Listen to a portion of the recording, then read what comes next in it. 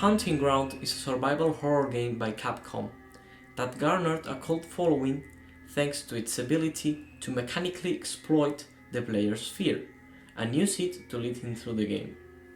In Hunting Ground, you play as Fiona, a young woman trapped in a castle and a victim of the violent desires of her four stalkers. However, it is obvious that there is more to Hunting Ground's story than meets the eye of our protagonist. Today, I'm going to analyze this world from the unorthodox perspective of symbolism and alchemy, themes that soak the game's atmosphere. This we will do through the interpretation of both the half-baked lore of the Belli lineage, as well as a symbolic assessment of the game's aesthetical choices. Firstly, it would be useful to introduce the perspective we will be working with, which is simply that of the real alchemist. To Jung, alchemy is, on the one hand, a child of the church, on the other of science, in whose beginnings very much lies hid what the church was unable to accept.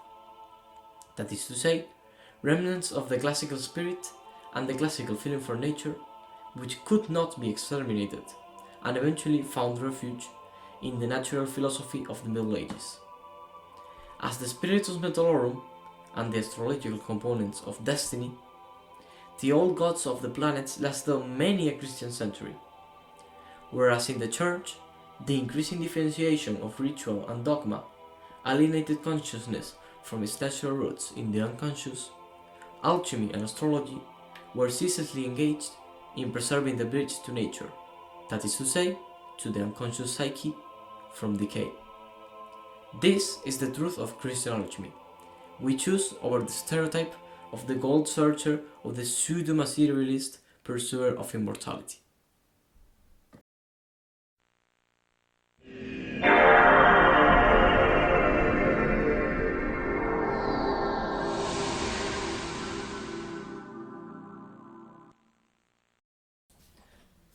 So, we dive into the universe of Hunting Ground as we boot up the game and wait.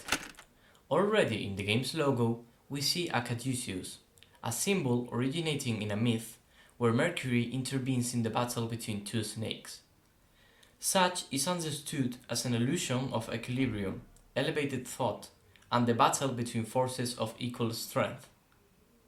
Just like the struggle between the wild snake and the domesticated one, Hunting Ground is fundamentally the clash between the eternal subconscious, represented by the anima as portrayed by Fiona, and the conscious and masculine rationality of the stalkers. Additionally, the caduceus is itself a symbol of Azov, a substance whose acquisition has been the goal of many of the greatest alchemists. What is this Azov substance?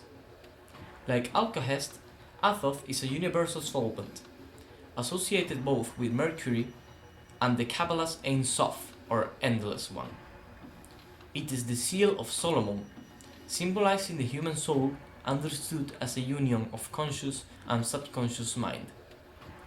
It is the virtue of inspiration and enthusiasm, an essence of life, essence of women, and life force as described by Daniela. All creatures in Hunting Ground have a small amount of Azov, which lineages of alchemists grow by cultivating the mystical arts. Hunting Ground's logo serves as a preface to the central theme of the plot's conflict, the continuation of a bloodline primed with Azov. It all starts with the medieval alchemist Belli, a strategizing elder that investigates how to hone his own cloning. Alchemy and its surrounding mythos are obsessed with the artificial creation of life, and the game decides to make this explicit by far more than just making its plot about a fight for the perfect creation. All throughout the game, we see attempts to replicate the human being. Some are animate, like the mandrakes Daniela grows in the greenhouse, possibly as a substitute for her desired descendants, or the servile golems found in the castle laboratory and the mausoleum. Others are subtly hidden behind lifelessness and everydayness. They are the puppets in the door room, or the mannequins in the Hidden Library's slideshow room. These are aesthetical choices that the game employs to strike fear in the player through the unheimlich, a concept from German culture understood by Schelling as all that which should have remained hidden and has now surfaced into light. Moreover, Freud stated that all that constituted a return to repression, that is, something forgotten that reemerges, something unusual that reappears after suppression, that had once haunted our personal childhood, or humanity's childhood, for example, the return of primitive fantasies regarding spirits and other supernatural phenomena, all of that is unheimlich. Returning to artificial life in the plot, Aureolus' will to create life through his own sperm is born from the wish to cheat death, not in a selfish pursuit of power, but as part of the search for the great truth. If Aureolus is following the tradition of Hermeticism common to most Western alchemists, this great truth must be the magnum opus, or chrysopoeia, which constitutes a sort of homage to God, wherein the alchemists reproduce the exact work of heavenly creation with the tools at his disposal. This can only be achieved through getting closer to the status of divinity, that is to say, to engage in theosis. A part of the theosis is to become eternal, to become immortal, to have the infinite time and infinite wisdom and power to recreate the good work of the Lord from the same position of one is all he embodies. Aureolus uses the dry path to create young clones of himself that he instructs his studies and desires as they grow, to have them eventually replace him in his search after he dies. The dry path, or via secca breve, is one of the two possible paths to creating a philosopher's stone, which is yet another material euphemism for the godlikeness required to achieve chrysopoeia. It entails a non-solvent treatment of the alchemical components by mixing them in a crucible or sublimating them. This dry method, however, has drawbacks.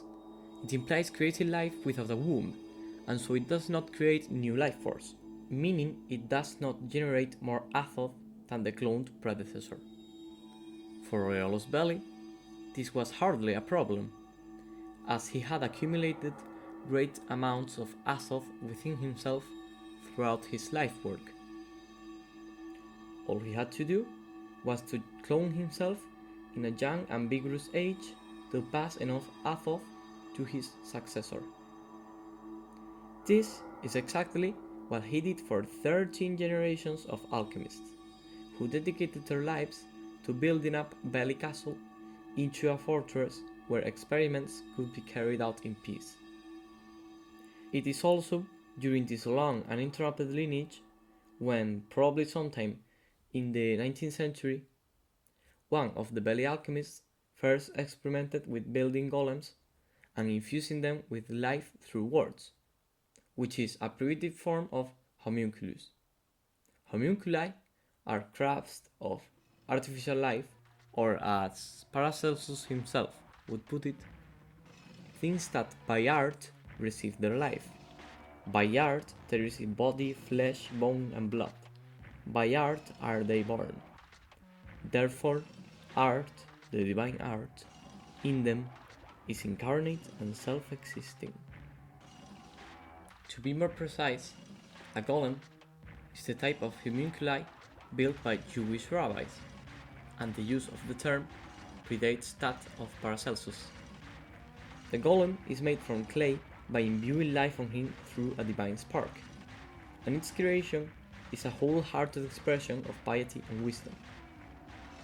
The golem is strong, but unintelligent. If tasked with something, it will act mechanically and slowly, and follow the orders literally without questioning the consequences. it is incapable of speech, so it must receive orders through a written paper placed in his mouth. This is just the behavior we see in Hunting Ground, save for the modernization of the command plates. This concludes today's video on Alchemy in Hunting Ground. This is the first part of a two-part series. In the next episode, we'll be discussing how said information about alchemy and the creation of life will fully impact the part of the story where Daniela and our protagonist Fiona have interactions with the Belli lineage. I hope you liked the video. Remember that you can support us by subscribing, giving a like, leaving a comment, or hitting the bell, and have a great day. I'm David, and this has been A Futile Conquest.